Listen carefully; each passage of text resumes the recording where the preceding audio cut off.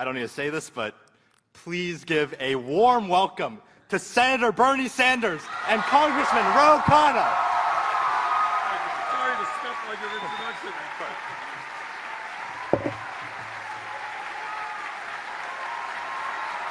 Thank you.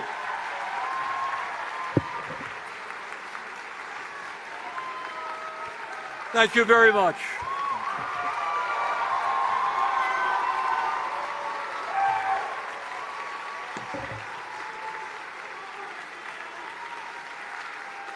Thank you, Robert, and I'm sorry, Robert, that I stepped on your introduction. I thought it was very short, and I came out and wasn't.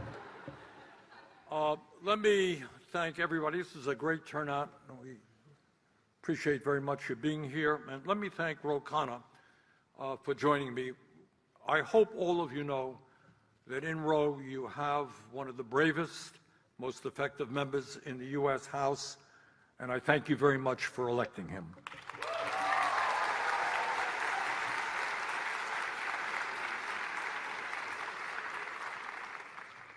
And I wish that we could be here at happier times. But I would not be honest if I didn't tell you what you already know, that we are living in so many ways in an extremely stressful moment, and in many ways the most dangerous moment in the modern history of this country. And I really wish that my generation, Ro's generation, could have given you a world that was easier and better than the one you are facing. But like generations before you, throughout the history of our country, whether it was the civil rights movement, or the people who went before them, the great labor leaders in this country, the women leaders in this country, gay leaders in this country, I am absolutely confident that your generation, in these very difficult times, when we're taking on authoritarianism, when we're taking on oligarchy, when we have an extremely unstable President of the United States, I have little doubt that your generation is going to rise to the occasion and make America proud. So thank you all for what you're doing.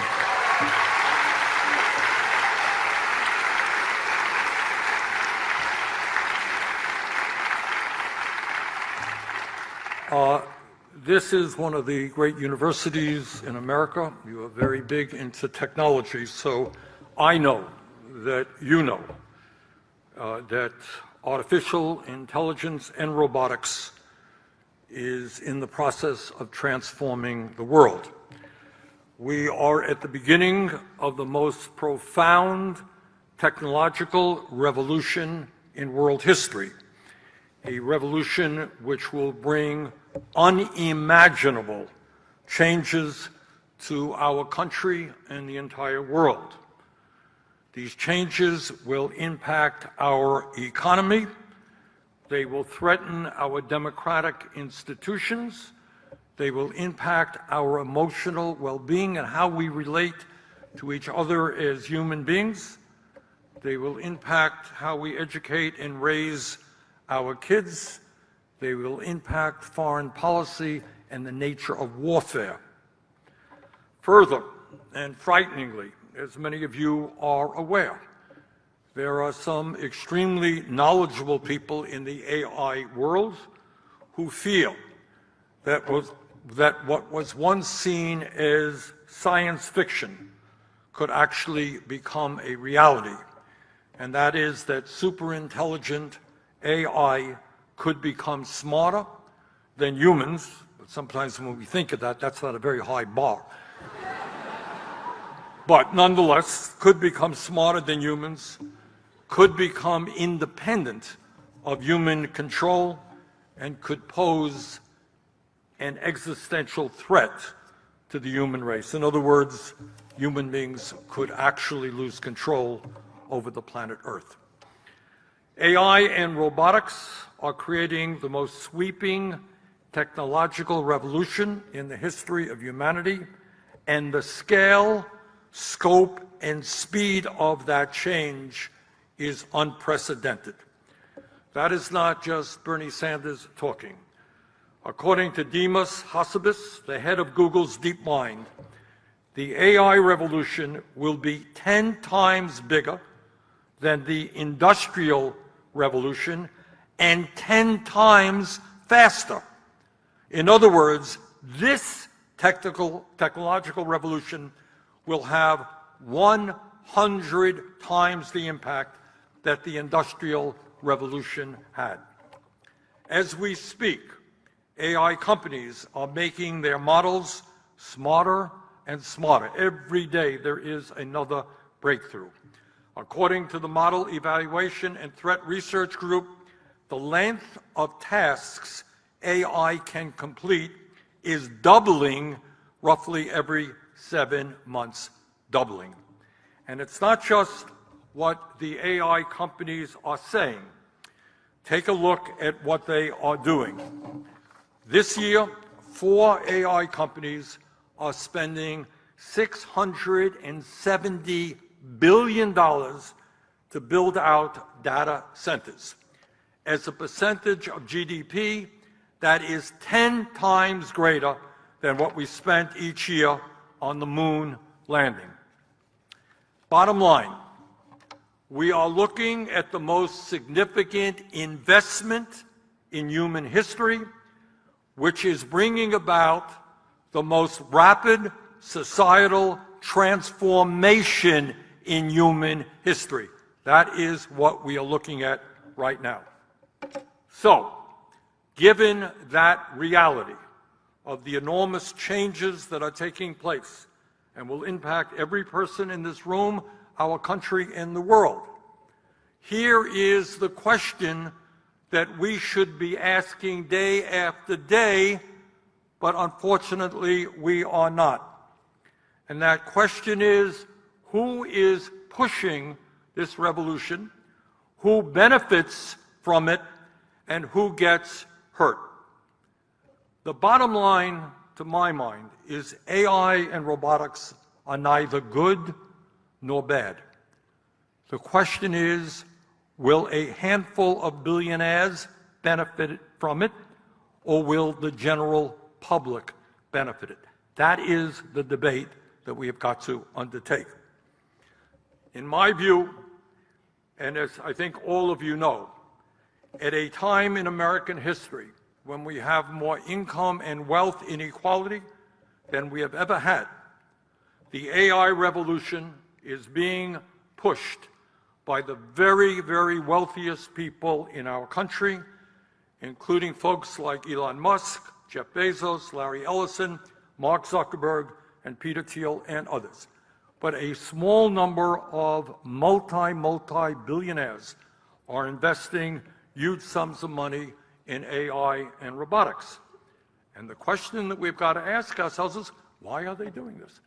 Are they doing it because they want to improve the standard of living of the 60% of our people who today in America are living paycheck to paycheck?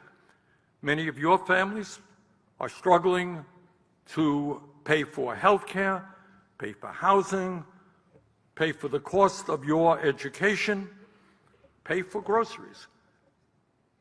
Stop for a moment and think, is that what Mr. Musk and Mr. Bezos are thinking about as they generate this extraordinary revolution?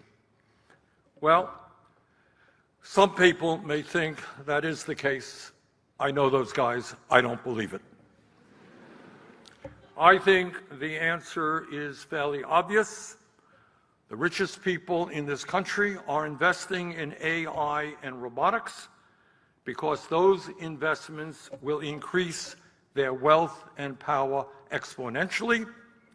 In other words, the richest and most powerful people on earth will become even richer and more powerful. But what happens to working people, ordinary Americans, during this transition? And the truth is, nobody knows for sure.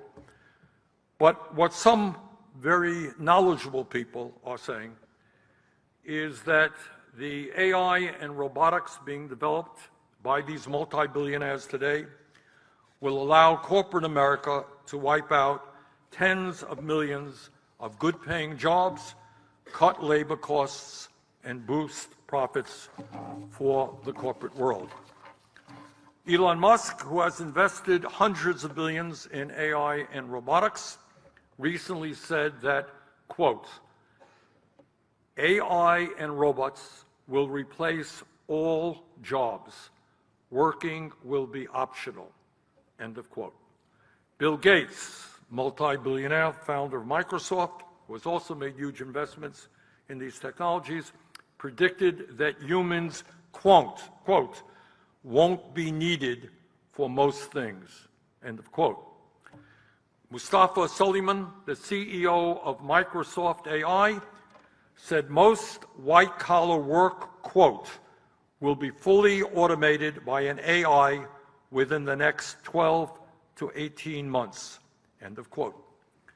Anthropic CEO Dario Amodei wrote that recent breakthroughs had made it clear that we are only a few years away from the point when, quote, AI is better than humans at essentially everything, end quote.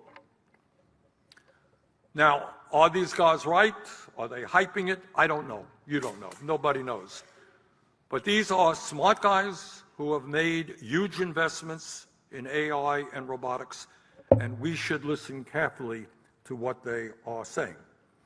But it's not just what they're saying. They're beginning to do it. Jeff Bezos, the fifth wealthiest person in the world, worth about $230 billion, has reportedly pushed his staff for years to think big and envision what it would take Amazon, he owns Amazon, to fully automate its operations. Bezos plans, this is no great secret, to replace at least 600,000 workers at Amazon with robots, and not just one company. According to Mr. Amodei, the head of Anthropic, AI, quote, isn't a substitute for specific human jobs, but rather a general labor substitute for humans. According to OpenAI's charter, its mission is to build, quote, highly autonomous systems that outperform humans at most economically valuable work. In other words, what these guys are doing is building a technology that will replace, in many, many instances, and again, nobody knows exactly how, why, when, and where, but it will replace human labor. And the people who are investing will become much richer. The corporations who own that technology, who buy the robots, who use AI, are going to do very, very well in addition. So if you are, for example, an owner of a factory, why do you want to pay a worker a decent wage, have to worry about benefits, have to worry about the worker becoming sick, when for $20,000 or $30,000 you can buy a robot that works 24 hours a day? No sick time, no union issues, just got a robot who works all of the time. As the ranking member of the U.S. Senate Health, Education, Labor, Pensions Committee, I released a report finding that AI, automation, and robotics could replace nearly 100 million jobs in America over the next decade, including 47% of truck drivers, 64% of accountants, and 89% of fast food workers, among many, many other occupations.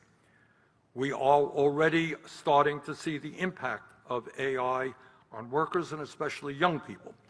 Researchers right here at Stanford released a paper in November called Canaries in the Coal Mine that found that there has already been a 16% relative decline in employment for younger workers in jobs exposed to AI, like computer programming and customer service. In other words, it is already more difficult for young college graduates to find decent jobs. So, what will happen to those people? Will they be able to find new jobs? Now, there are some people who say, well, you know, Bernie, you're overstating the issue. There's always been changes in technology. You know, we don't have too many horse and buggy drivers. We don't have too many blacksmiths. Things come and go. People lose their jobs, and people gain new jobs, and there's truth to that. But there are very, very smart people who are saying this is not like the past. The speed and the degree to which this technological change is going to take place far, far surpasses anything that we have ever seen in the past. So the question that we have to ask ourselves, and I think what motivated me to get involved in this issue, is my belief, and Ro can speak to this as well, that the Congress and the American people are very unprepared for the tsunami that is coming. All right? So if millions of people lose their jobs and can't simply go to another job because that other job has also disappeared, what do? And somebody says, well, no problem, we'll just give, basic a check to everybody. Really? Who's going to write that check? And when people lose their jobs, how are you going to maintain institutions like Medicare and Social Security when people are not paying taxes?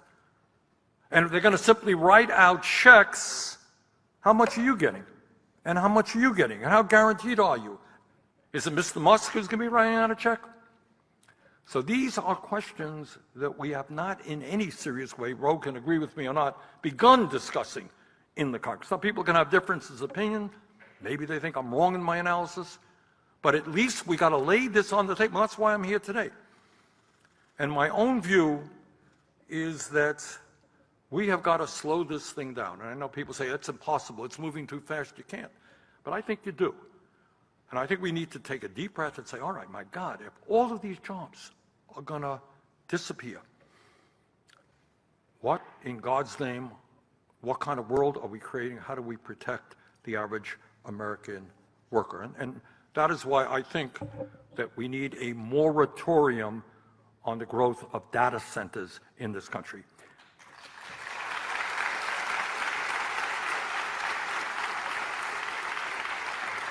Okay? So, bottom line, I know it's easy to criticize me, things are moving fast, and we got China and all this other stuff.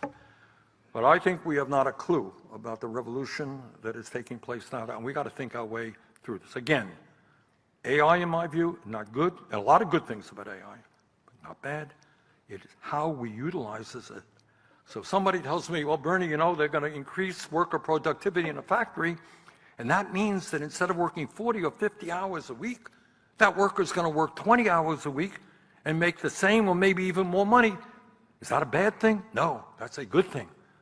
But if those workers are simply thrown out on the street in order to make Mr. Musk and his friends even richer, is that a good thing? No, it is not. If AI can develop prescription drugs which cure illnesses, is that a bad thing? No, it's a great thing. And there's a lot of evidence that AI can help us in healthcare in a whole lot of ways. Again, the bottom line is not whether it's good, the technology is good or bad, it is how we utilize it and who benefits from it.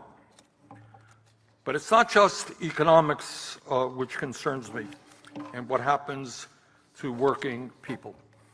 It is no great secret that in this country we have a mental health crisis. And COVID only made a bad situation even worse for all the young people in this room. Your education was disrupted by COVID. Your relationships with your friends was disrupted by COVID. And one of the questions we have to ask ourselves, if AI is going to replace a lot of the work that human beings do, what becomes of human beings? Are we superfluous in the process? What happens to our ability to relate to each other? Right now, there are millions and millions of young people who are getting their companionship not from each other, but from social media and ChatGPT and the other technologies. In fact, just last week, there was, on Valentine's Day, in Washington, D.C., a cafe had a dinner for people and their AI buddies. And we laugh at that, but the truth is that a lot of people are becoming dependent upon AI for their emotional support. And what is the long-term impact of that? What is the long-term impact if we lose work as an important part of our lives? What do we do with our lives? Now, there are a lot of answers, and people can debate it, but that's the issue that we have got to begin debating. The last point that I want to make is, since I've been in California for the last couple of days, I'm meeting a lot of people who know a lot more about this subject than I do. And there is a fear in some parts of the industry that it is possible that within a few years, AI will become smarter than human beings, and that AI will disobey the people who control that technology.